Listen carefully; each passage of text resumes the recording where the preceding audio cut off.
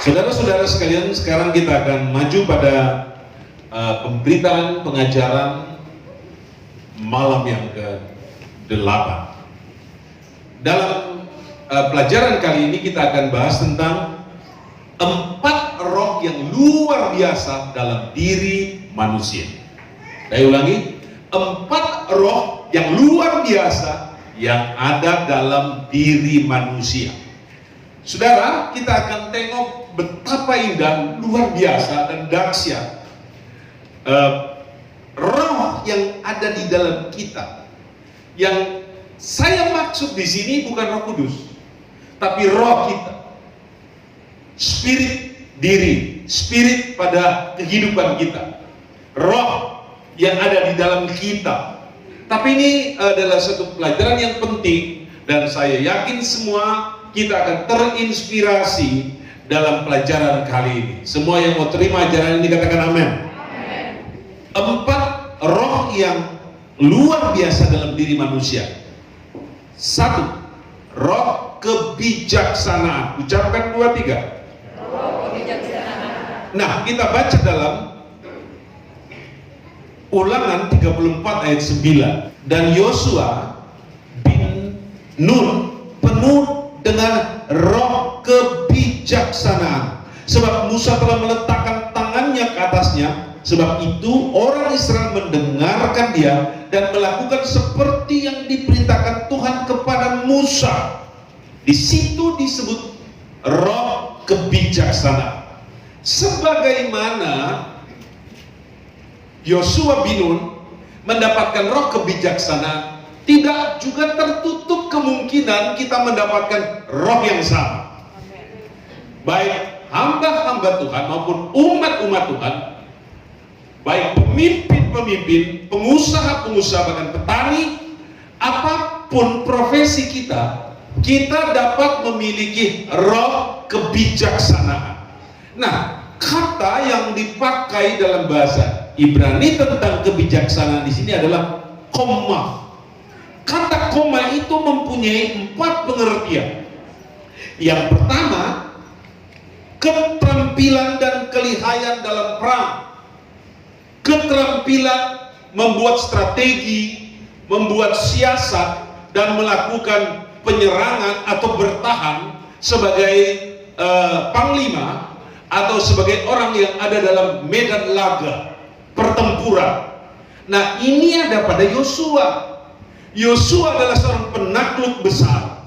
Setelah ia menjadi pemimpin pengganti dari Musa, ia kemudian menyeberangi Sungai Yordan, kemudian dia mengalahkan Jericho, mengalahkan Ai, mengalahkan orang-orang Yebus, orang-orang Amori, mengalahkan banyak sekali bangsa-bangsa yang ada di Palestina atau di Israel. Dia seorang penakluk besar. Kenapa?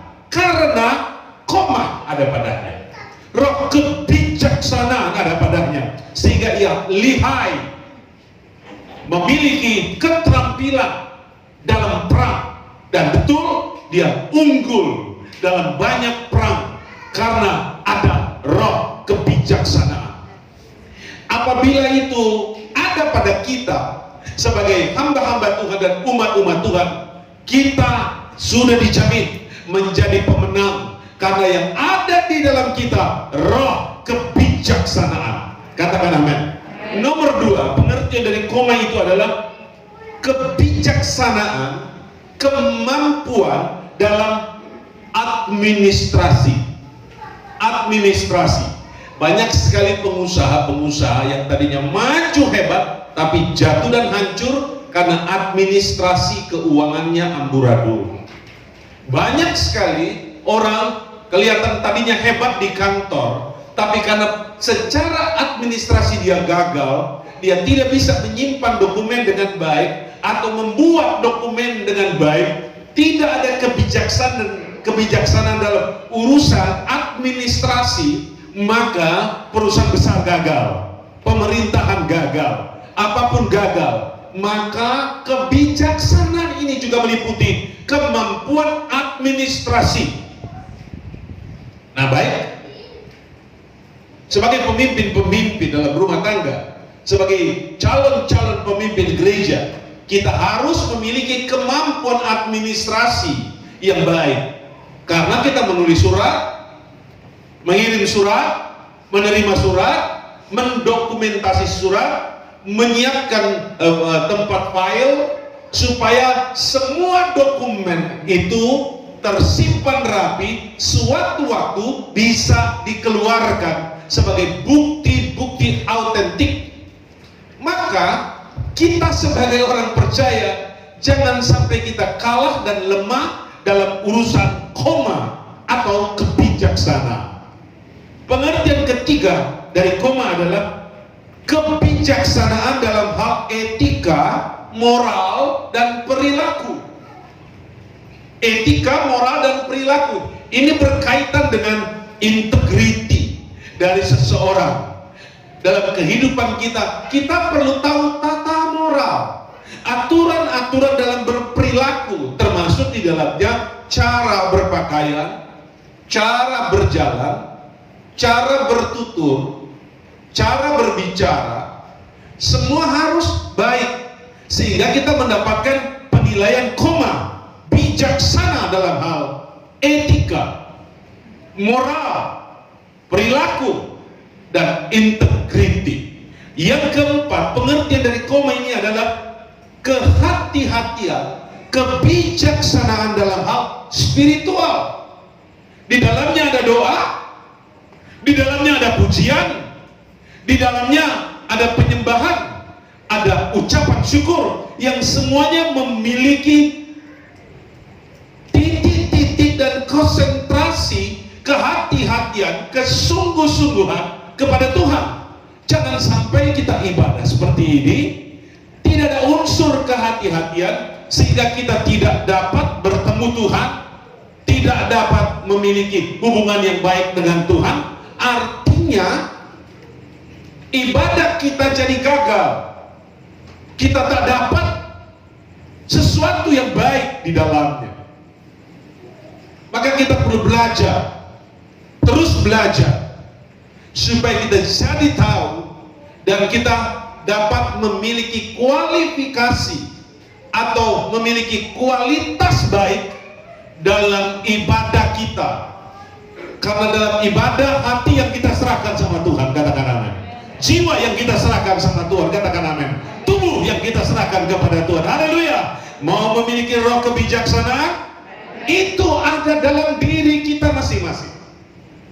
Sekarang kita maju dalam nomor 2. Nomor 2, roh yang teguh.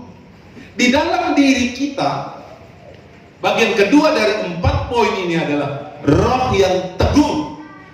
Kita buka catatan firman yang indah ini dalam Mazmur 51 ayat 12. Jadikanlah hatiku tahir ya Allah, dan perbaharuilah batinku dengan roh yang teguh. Dengan roh yang teguh. Haleluya. Di dalam diri kita ternyata ada yang disebut roh yang teguh. Roh huruf kecil ya. Jadi ini tidak berbicara tentang Roh Kudus, tapi roh yang ada pada kita sebagai manusia. Ada roh yang teguh. Nah, kata teguh di situ digunakan kata koon. Kalau tulisan literasinya kun, tapi bacanya kon. Fonetiknya begitu. Maaf, ada yang selalu tidak mengerti saya bicara, tapi saya bicara karena saya sedang mengajar dan ini dilengkap, ya. Haleluya. Baik, kata itu adalah benar dan tegak. Benar dan tegak. Kata tegak itu mempunyai pengertian lurus. Roh yang teguh itu adalah roh yang benar dan lurus. Ini menyangkut hati, menyangkut otak, menyangkut kehidupan kita. Roh yang teguh. Yang dimaksud di situ ialah roh yang benar dan lurus, tegak. Seperti ini. Tegak. Seperti begini, tegak, bukan bengkok. Ini bukan roh yang teguh. Ini roh yang bengkok. Roh yang teguh dan lurus itu tegak. Ini yang dimaksudkan oleh Alkitab.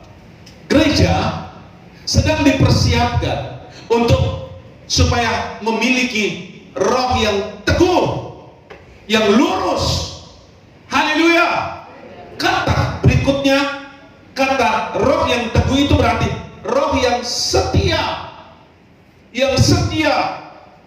Jadi anak Tuhan itu modal besar kita adalah setia. Setia dalam ibadah, setia dalam pelayanan, setia dalam berkorban, setia dalam penurutan dan pengiringan kepada Tuhan. Roh yang teguh. Sekali jadi anak Tuhan, tetap jadi anak Tuhan. Jangan pernah berbelok, jangan pernah lari. Karena ini urusan surga dan urusan neraka. Berikut, kata kon itu juga berarti stabil.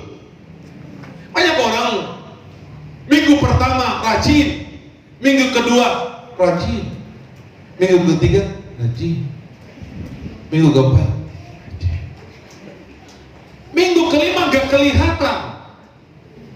Bukan itu yang dimaksud.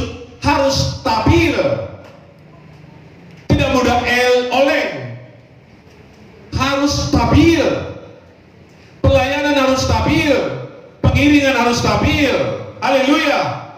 Demikian yang dimaksudkan, supaya kita dapat dinilai oleh Tuhan betul-betul sebagai anak Tuhan yang mampu membawa hidup di hadapan Tuhan, memiliki roh yang teguh. Kata berikutnya di situ, ya teguh. Teguh. Ada prinsip. Tidak mau deh ditarik ke kiri dia, ditarik ke kanan dia. Ada yang begitu, ditarik ke belakang mundur dia. Kita harus memiliki roh yang teguh. Sekali Alkitab bilang maju, maju terus, jangan mundur dan jangan berbelok. Kita harus tetap maju, jangan belok kiri dan belok kanan. Sekali berkata maju, jangan berhenti di tempat. Kita harus mempunyai iman yang produktif, iman yang berkembang, iman yang tumbuh. Keluarga Siloam tidak boleh ada yang malas.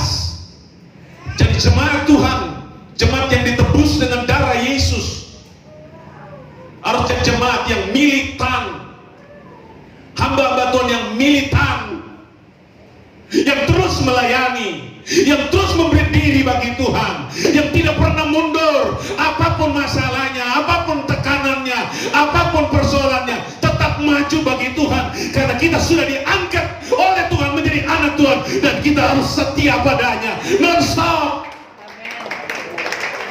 Haleluya, haleluya. Kasih tepuk tangan yang ramai kepada Tuhan. Nomor 3, 4 roh yang luar biasa dalam diri manusia. Nomor 3, yang tadi roh yang teguh ya. Nomor 3 sekarang adalah roh yang rela. Roh yang rela. Mazmur 51 ayat 14. Bangkitkanlah kembali padaku kegirangan, karena selamat yang daripadamu, dan lengkapi aku dengan roh yang rela.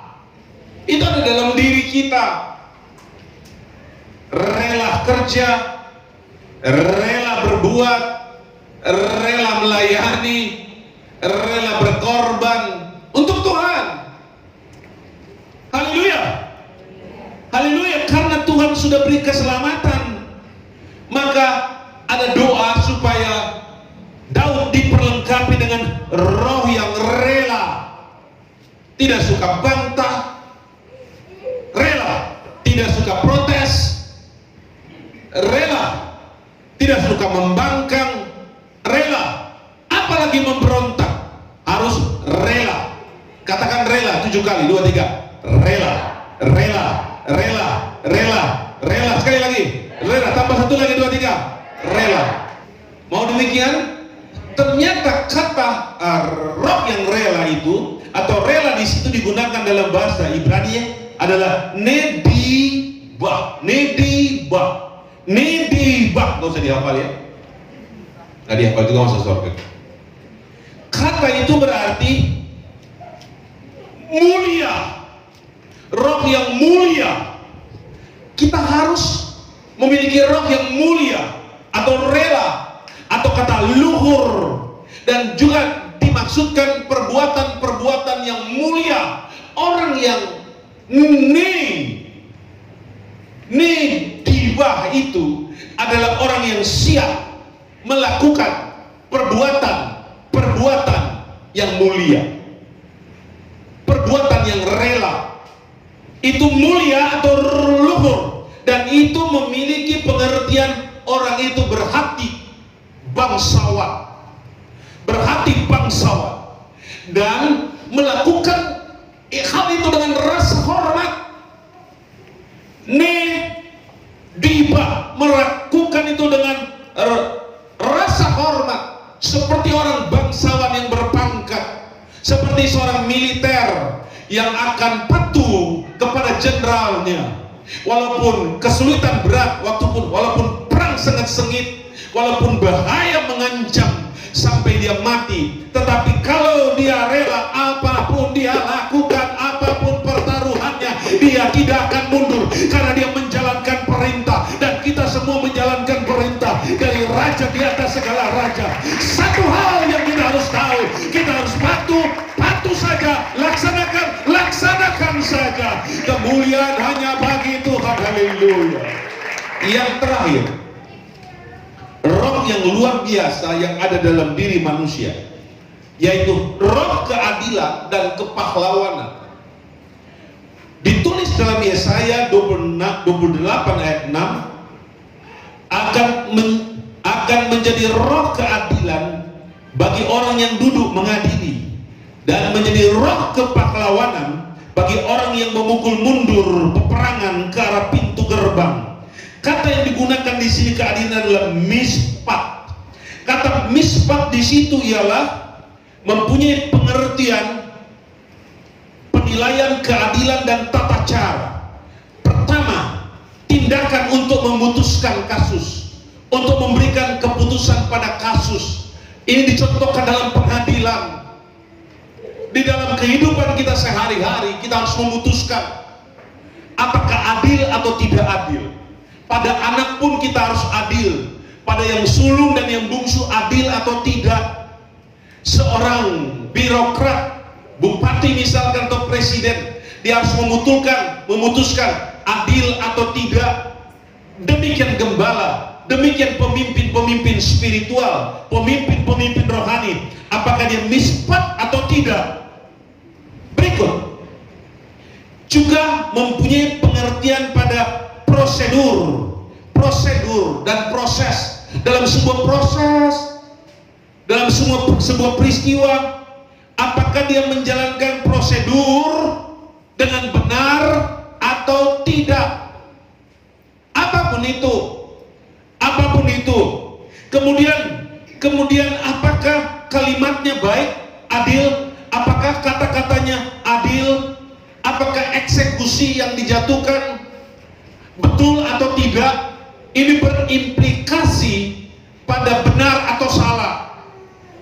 Seorang yang mispat, yang ada roh keadilan, dia akan memberikan keputusan yang paling adil, paling benar, tidak berpihak kepada A, tidak berpihak kepada B. Dia mengambil keputusan secara benar. Haleluya. Dan yang terakhir di sini dari ayat itu, roh kepahlawanan. Kata kepahlawanan di sini digunakan bahasa Ibraninya adalah gebura. Kata gebura itu mempunyai pengertian kekuatan. Jadi seseorang yang mempunyai jiwa kepahlawanan, ya, kepahlawanan, orang itu adalah orang yang kuat, bukan orang yang lemah, tapi kuat, gebura. Anak-anak Tuhan, kita semua harus kuat.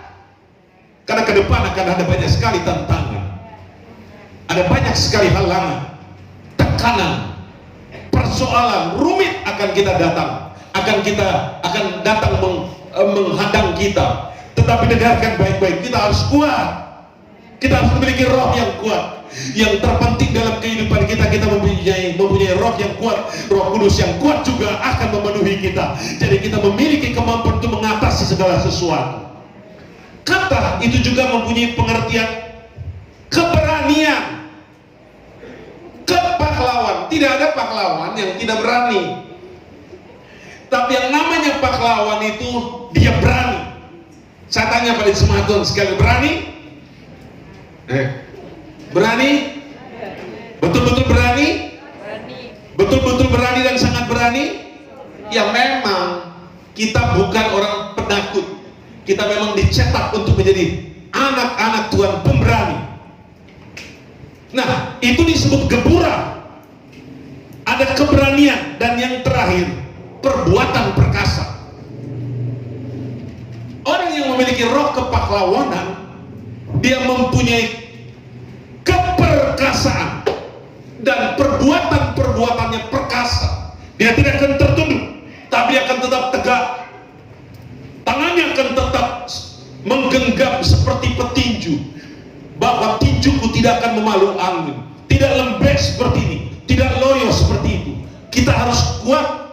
Jadi anak Tuhan harus ada roh kepahlawanan. Jadi anak Tuhan harus ada roh keadilan.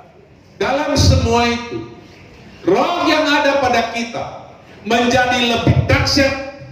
Yang pertama, dalam semuanya itu, roh yang ada dalam kita, roh kebijaksanaan, kalau dinaungi oleh Roh Kudus menjadi sangat luar biasa. Roh yang teguh akan menjadi lebih teguh kalau ada Roh Kudus. Roh yang rela akan jadi lebih rela lagi kalau ada Roh Kudus. Dan roh keadilan akan menjadi lebih adil lagi. Dan roh kepahlawanan akan menjadi lebih perkasa lagi apabila Roh Kudus ada bersama-sama dengan kita. Glory haleluya. Maka itu kita kumpul, kita berdoa kepada Tuhan. Maka itu kita berteluk di kaki Tuhan. Kita mencari hadirat Tuhan. Maka itu kita datang berdoa 10 malam, karena kita mencari keperkasaan, kerelaan, keadilan di dalam hadirat Tuhan. Haleluya.